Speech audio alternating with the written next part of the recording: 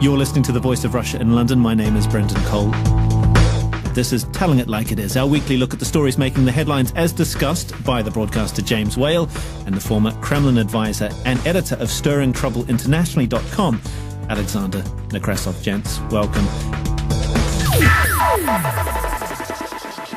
Finally, nearly 2.5 weeks, I think, the US Congress has passed a bill to reopen the government, raise the federal debt limit, hours to spare before the nation risked default.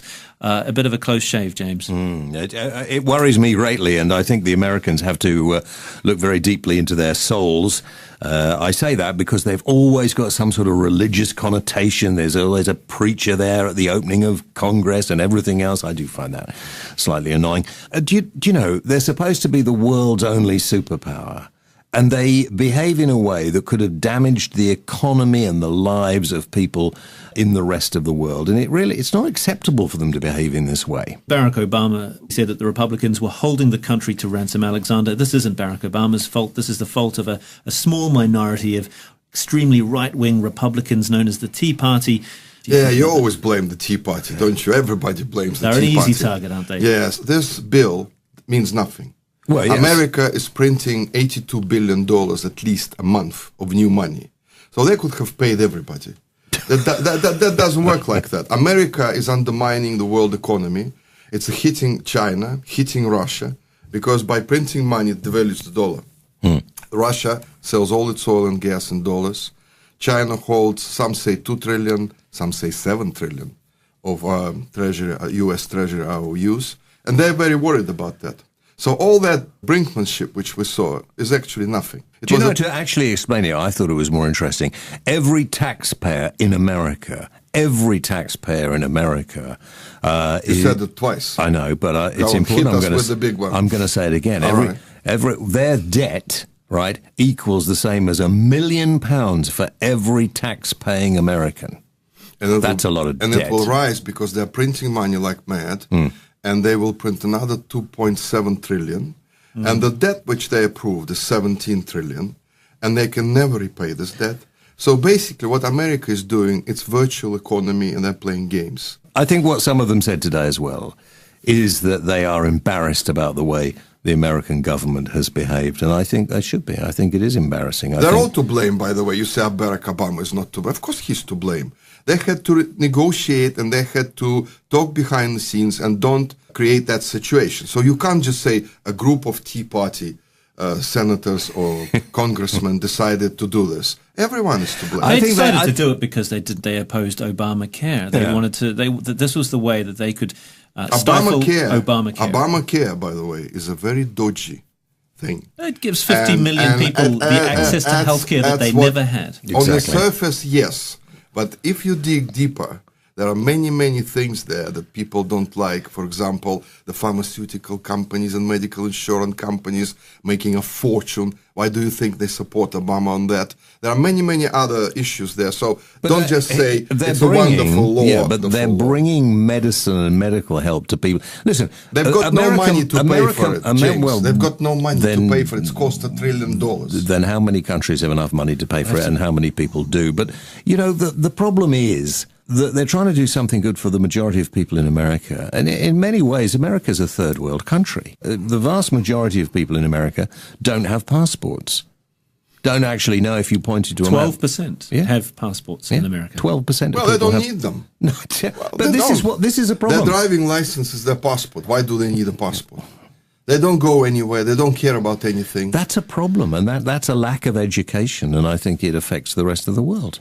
Interesting that this idea of Obamacare is really, they held the British model of the NHS up, which I think is globally renowned for its fairness and as an example of socialism. An interesting argument made against Obamacare. It shows that the argument was very complicated. A lot of people just simply didn't understand how it was going to work. This idea that getting free medical cover, whatever the pharmaceutical companies were getting, Alexander. Yeah. No, it's a cost of somebody else. That's the problem, you see.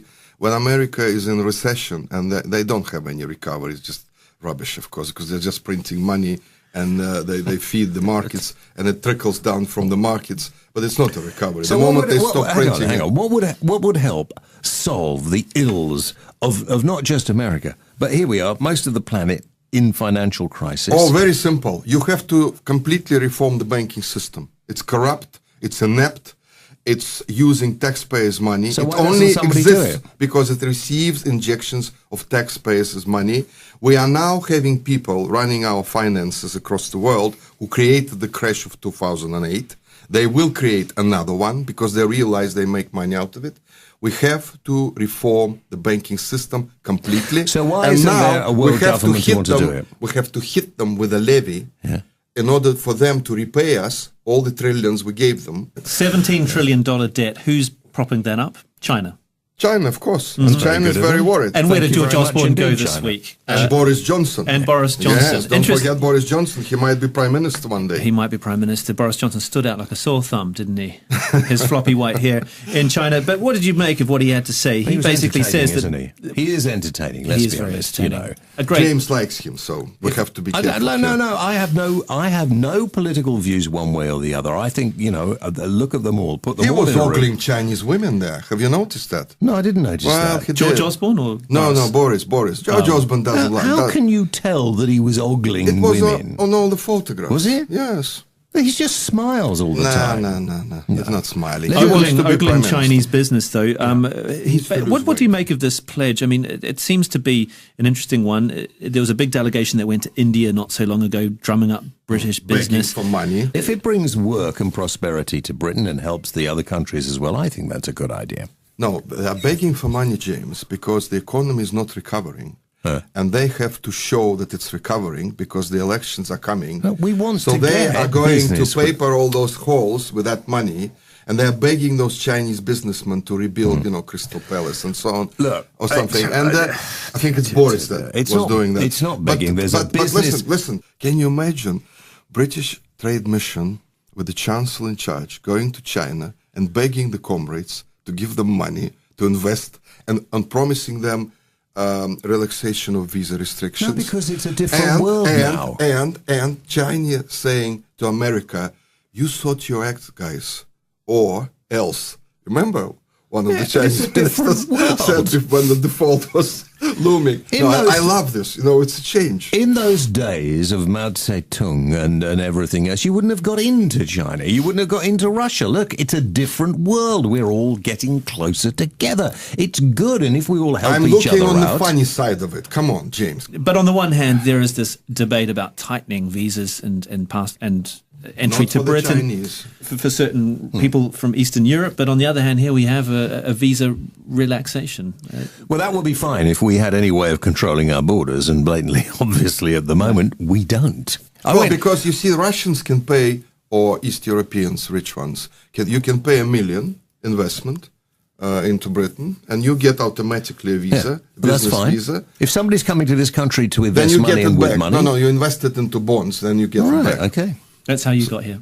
Yes. He's just not allowed 1 million or 10 million? Okay, so that's George Osborne. That's the Chancellor. Right. The British Prime Minister told the House of Commons yesterday during Prime Minister's questions that Andrew Mitchell, the former Chief Whip, is owed an apology over the so-called Plebgate affair. He says that the conduct of officers from the police Federation was unacceptable. Now, this goes to the heart of... So did the Home Secretary as well. So did the Home Secretary. Now, there seems to be quite a few, casting aspersions on the police force. Is it a good idea? I interviewed Keith Vaz, who is the chairman of the Home Affairs Select Committee, yesterday, and Keith came on and said, I have an exclusive for you. I said, well, that's very nice. He said, yes, I can tell you that these 3 police officers now are going to appear before my committee next week. Wow. They weren't going to. This is they tough. are now going to. Well, it is tough because these 3 chief constables have decided, for some strange reason, there wasn't anything to answer. They wanted to brush this under the carpet. There most obviously was.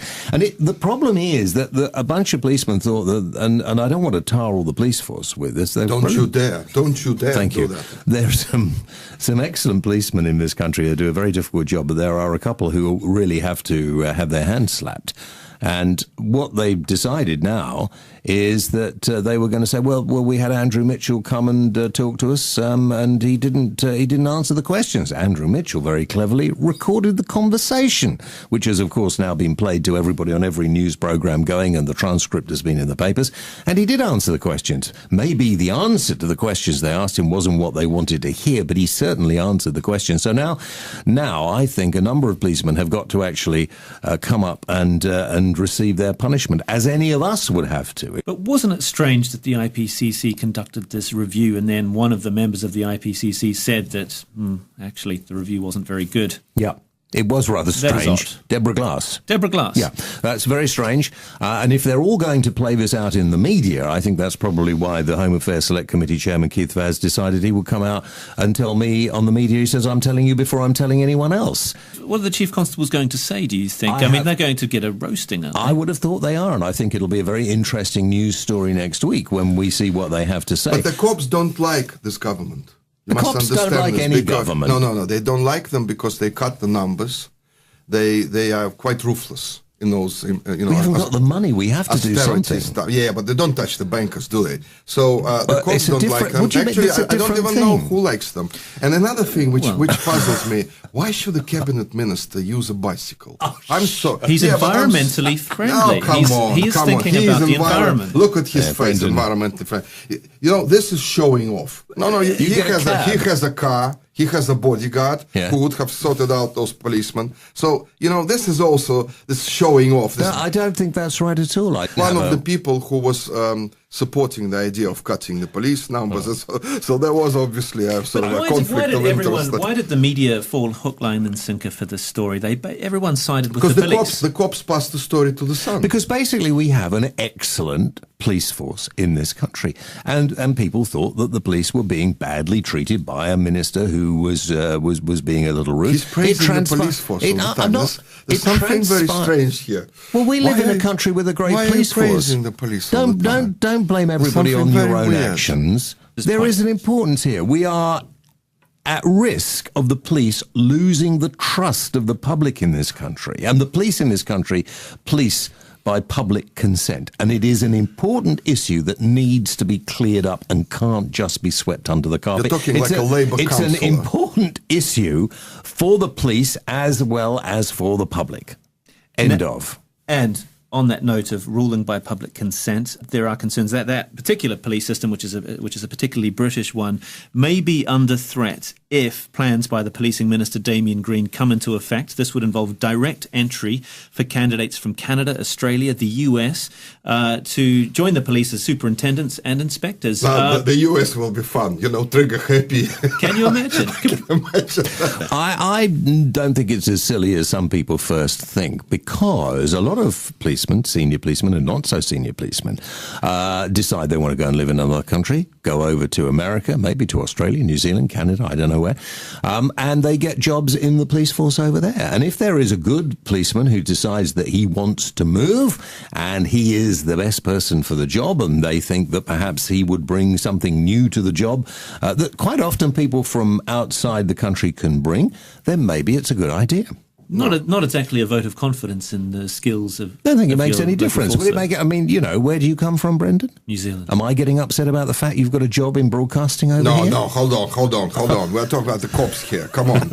In America. Have you seen the cops in America in action? You see, you say these ridiculous things again. There's nobody coming from another country and policing as they do in their own country. Of course they will do that. They're not going to be carrying There won't be guns. bobbies on the beat. I think the idea is that they would arrive at quite a senior level, kind of a strategic level, and they would sort of oversee. And of course, the local bodies will despise them, and they will hate them. That is the point. That's the problem, because these ministers, they are mostly completely out of touch with real life. Let's move on from this to something that's happening today. Radical actually, as we do this program outside on the streets of London, there are thousands of teachers walking up and down. Today? Good. I support the teachers, always. No, I always support the teachers because I've seen what is happening at schools when parents come in and scream at them and they have no right to respond because their kids said to them, Ma, Pa, she said something to me. It's unbelievable. There is no control over these children and over these parents. What do you make of their demands, James? Well, I'm stuck in the middle a little bit, and I don't want to be called liberal again, so just watch it. I think teaching is the most important profession, isn't there? Isn't it? I mean, without teachers, you don't get anything. You don't get the scientists, and you don't get anything. So you need great teachers. This is patronizing for us. No, I think you do. You need great teachers. Without teachers, you don't get scientists. You don't get anybody without good teachers. You don't get the doctors. You don't get all these sort of people. So I think teachers need to be respected. But in this country, teaching has never been a respected profession, which is balmy. Show me a country where it is. Finland. Show me. Actually, but there was Finland a study. is not a proper country. Finnish teachers get paid as much as lawyers, as much as barristers. They're very respected. It takes a lot of training. Would you like to go and live in Finland? You tell me. Would you like to go and live for 3 there? or 4 months of the year? I could definitely handle it. Exactly. Well, maybe for 2 weeks or maybe one day. Yeah. I think the point is there are countries where teaching is valued, and I don't think it's valued here. You're absolutely right. I don't think, and I think people have the right to withhold their labour and everything else, okay, in a democracy. I don't think it's a legal requirement in this country to send your child to school. And if you don't, you get fined. If you take your child... And so, therefore... Even though most of that stuff they teach there is not, useful. You're listening to The Voice of Russia in London. My name is Brendan Cole. This is Telling It Like It Is, our weekly look at the stories making the headlines as discussed by the broadcaster James Whale and the former Kremlin advisor and editor of stirringtroubleInternationally.com, Alexander Nekrassov. I don't think the teachers are going to do themselves any good marching through. In fact, the vast majority of teachers are not on strike today. It's only about a third of the teaching workforce, and even less actually turned up to vote on this ballot to strike. So like everything else, it's not really going to achieve anything. All it's going to do is alienate parents and teachers again against each other, and it isn't going to... It's going to play into the hands of Michael Gove, who's not a very popular education secretary, to say the least, and this is going to play into his hands. There are certainly concerns about the skills levels of kids when they leave school, and there's a school in South London and Upper Norwood that's banned slang words used by pupils. The F word is banned, but like you was in it, all that kind of stuff has been put up on a board. It's been banned, and in fact David Lammy, who's the MP for Tottenham, has backed this, and he said that the only shame is that there weren't more words on it. Would you back that? I back it, because I tell you, one of the problems we have in this country today is a lack of ability to communicate verbally. So you can text and tweet and Facebook, and you can write and everything else, but often one of the problems of young people getting employment is that they turn up for an interview, and often the person interviewing them can't understand a word of what they're saying. What does it have to do with slang? Because kids got this street vocabulary they think is great, and unfortunately, when they leave school, they're still speaking like they're about 10 years old. And I think, we went through a phase where nobody corrected anybody's grammar in this country. It was considered to be far too intrusive and not politically correct. And so nobody said, well, you can't say that. You've got to speak properly. And now we've got to the situation where people are coming in from abroad, taking jobs because they are more eloquent than people born and brought up in this country. It has got everything to do with slang. No, nothing at all. Too much slang. If you forbid something for kids, they will actually do it even more. It's not the way to do it. This is a very stupid way to do it. In Russia, you let your children just do whatever they want? Yes. No wonder we are a free like country there, yes, unlike some countries. What about when they get a bit older and they want to drive a car, and plans have been unveiled for raising the age for people to have a full driving license? You can't have a full license until you're 19, but you can have intercourse when you are 16, and I think they're making it 14 soon. They're not making it. Well, they're debating it at the policy unit in the 10 Downing Street. They're not. And there's also the voting age is going to be 16. So there's some sort of strange discrepancy here. There's no doubt that driving a car is a very dangerous thing in this country, and that we have an enormous... What do you mean dangerous? Well, of course it's dangerous. I've seen the way you drive. There's an imbalance, of course, of the age of people having accidents, and young people, new drivers, do tend to have the majority of them. You're getting old, James. You're getting old. 5 times more. Yeah, you're 5 times more likely to have an accident before the age of 21. And the problem is, I know you don't drive, you only cycle everywhere, but if you did have a car, you'd have to insure the car. No, you don't know anything about that. And the insurance to drive a car in this country now only sissies share their cars. Come on. It's for sissies, appalling. car insurance. So we don't trust younger Ignore people to him. drive cars, but we do trust them to vote. Yeah, well, To vote at a younger age. Exactly. Decide which government will be in place, which government will misuse our taxes and so on. So I think it doesn't make sense. What about prisoners? Should they vote? Yeah, of course they should. But they're not. No, but it should be compulsory for a prisoner to vote. Most people don't vote in this country in elections. Under half vote. And if you are in prison, that means you are antisocial. You don't fit into society. Part of your rehabilitation should be made to listen to some of the drivel that comes out of the mouths of some politicians. So in an election, you should have, if you're in prison, to be sat down in front of all the people in the area where you are. And they've got to come in and they've got to explain to you why you should vote for them. And I think so. We'll have another 68,000 people who know nothing at all. I tell you at something. The end of it, they might we know should something. cut down the numbers of people who vote. We should cut only people who pay taxes should vote. Bam, the end. After that, because people vote governments into power to use taxes properly, right? Why should anybody who doesn't pay tax vote? Give me a reason, James. Give me a reason. Because you might suddenly lose your job. I'm surprised it hasn't happened already. And then suddenly you wouldn't be a taxpayer. Should you then not be allowed to vote? I will agree not to vote until I start paying tax again, because what if you're a housewife? It doesn't make sense to. Well, if you're a housewife, you can go and work if you want to vote that much. I can tell you something. So many people don't vote. You know how many people didn't vote in the American elections? To vote? You know how many people? 110 million didn't vote in the American elections. People didn't vote here. They just don't bother. So why should we put in another 69,000 people who probably won't vote anyway? It goes to the heart of your obligations as a citizen. Now, these two prisoners they challenged a law that banned them from voting. They've had their appeals dismissed by the Supreme Court. They had been convicted for murder, a very clearly serious crime. I like that one. Yes, they're still citizens of the United Kingdom, though. I would imagine most prisoners don't want to be bothered with voting, and I would think that it's a bit of an imposition to actually force them to vote and to think about the consequences when they're in prison. But there's a more important thing to discuss here. The lack, when you have democracy and you take it for granted, people have died to get democracy all over the world, that maybe people should have to think more about who runs the country. It's not good enough to say, I don't really care about it, I just want to get on with my life. You can't. You live in a society, therefore you must take part. I don't care who you vote for anybody you like. No they're all no good. So how can you vote? Well, in that case, we might as well all go to sleep and not wake up. Speaking of jail sentences, the drug charity, it's called Skunk Sense, simply criticised a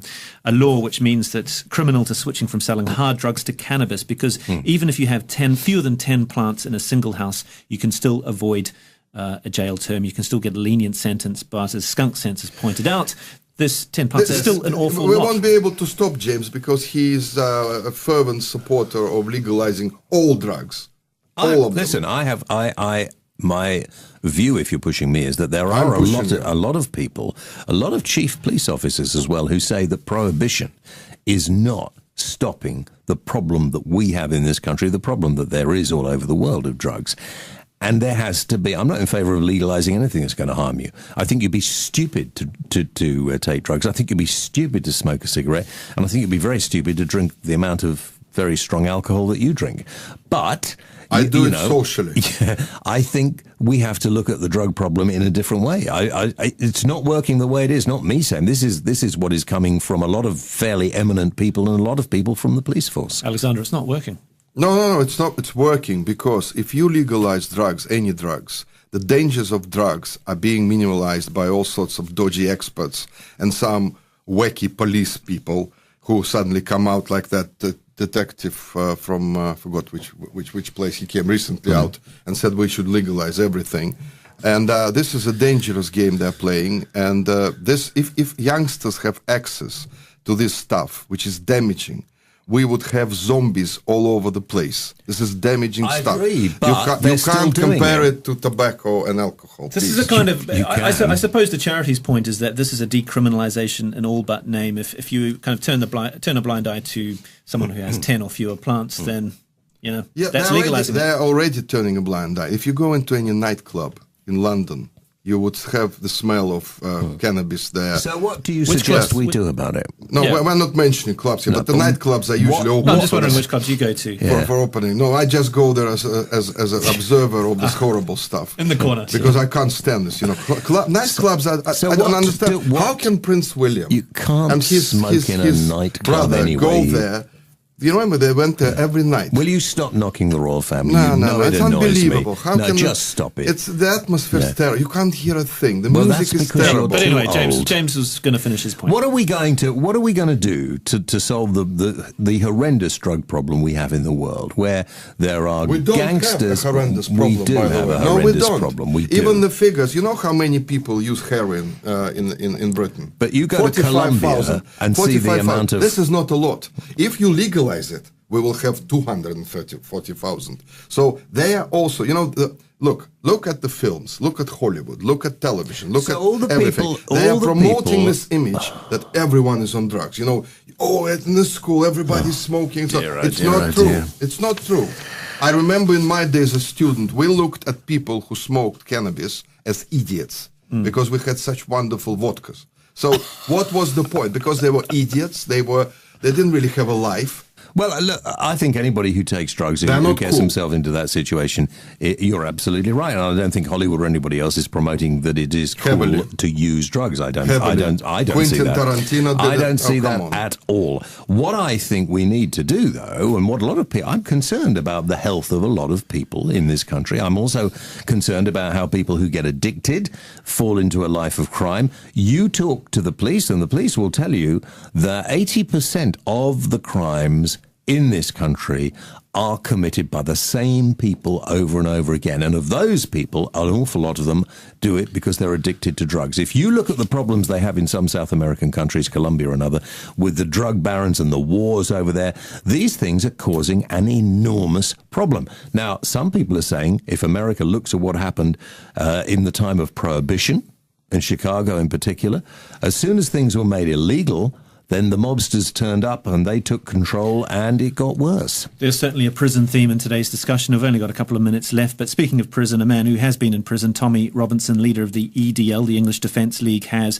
suddenly seen the light in a joint press conference with the Quilliam Foundation. That's a multi-confessional anti-terrorist group, I suppose you could call them that. Has said, I'm sorry, mea culpa. I'm just wondering what you think about that, James. Tommy Robinson wants to fight Islamism in Britain, but through democratic means. I suppose that's quite noble. He seems to be getting quite good press on this. I think he is. I don't know that he says he wants to fight a religion of any. He wants people just Muslim extremism. Extremism. And I think he said that he Islamism. wants to fight extremism on both sides. And there are extremists all over the place, religious extremists and non-religious extremists.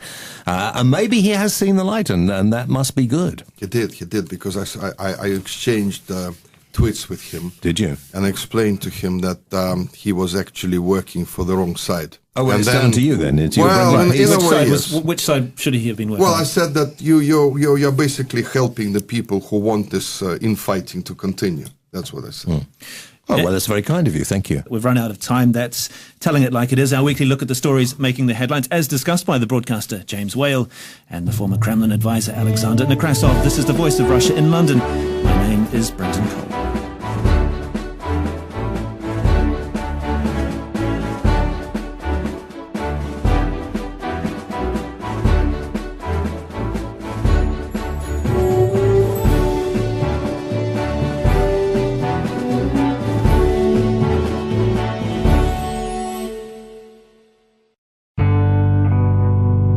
You're listening to the Voice of Russia in London. My name is Brendan Cole. This is Telling It Like It Is, our weekly look at the stories making the headlines, as discussed by the broadcaster James Whale and the former Kremlin advisor and editor of StirringTroubleInternationally.com, Alexander Nekrassov. Gents, welcome. Finally, nearly 2.5 weeks, I think, the US Congress has passed a bill to reopen the government, raise the federal debt limit, hours to spare before the nation risked default. A bit of a close shave, James. It worries me greatly, and I think the Americans have to look very deeply into their souls. I say that because they've always got some sort of religious connotation. There's always a preacher there at the opening of Congress and everything else. I do find that. I think what some of them said today as well is that they are embarrassed about the way the American government has behaved, and I think they should be. I think it is embarrassing. They're all to blame, by the way. You say Barack Obama is not to blame. Of course he's to blame. They had to negotiate and they had to talk behind the scenes and don't create that situation. So you can't just say a group of Tea Party senators or congressmen decided to do this. Everyone is to blame. They decided to do it because they opposed Obamacare. They wanted to. This was the way that they could stifle Obamacare. Obamacare, by the way, is a very dodgy thing. It gives 50 million people the access to healthcare that they never had. Exactly. On the surface, yes, but if you dig deeper, there are many, many things there that people don't like. For example, the pharmaceutical companies and medical insurance companies making a fortune. Why do you think they support Obama on that? There are many, many other issues there. So don't just say it's a wonderful law. Yeah, but they're bringing medicine and medical help to people. Listen, they've got no money to pay for it, James. They've got no money to pay for it. It's cost $1 trillion. Then how many countries have enough money to pay for it, and how many people do? But, you know, the problem is that they're trying to do something good for the majority of people in America. And in many ways, America is a third world country. The vast majority of people in America don't have passports. Don't actually know if you pointed to 12% have passports in America. 12%. Well, they don't need them. No, but this is a problem. Their driving license is their passport. Why do they need a passport? They don't go anywhere. They don't care about anything. That's a problem, and that's a lack of education, and I think it affects the rest of the world. Sells all its oil and gas in dollars. China holds, some say 2 trillion, some say 7 trillion of U.S. Treasury IOUs, and they're very worried about that. So all that brinkmanship which we saw is actually nothing. To actually explain it, I thought it was more interesting. Every taxpayer in America, you said it twice. I know, but it's important. I'm going to say it again. Their debt, right, equals the same as £1 million for every tax-paying American. And that's a lot of debt. And it will rise because they're printing money like mad, and they will print another 2.7 trillion. And the debt which they approved is 17 trillion, and they can never repay this debt. So basically what America is doing, it's virtual economy, and they're playing games. Slightly annoying. Do you know, they're supposed to be the world's only superpower. And they behave in a way that could have damaged the economy and the lives of people in the rest of the world. And it's not acceptable for them to behave in this way. Barack Obama said that the Republicans were holding the country to ransom. Alexander, this isn't Barack Obama's fault. This is the fault of a small minority of extremely right-wing Republicans known as the Tea Party. Yeah, you always blame the Tea Party, don't you? Everybody blames the Tea Party. They're an easy target, aren't they? Yes, this bill means nothing. Well, yes. America is printing $82 billion at least a month of new money. So they could have paid everybody. That doesn't work like that. America is undermining the world economy. It's hitting China, hitting Russia, because by printing money, it devalues the dollar. Russia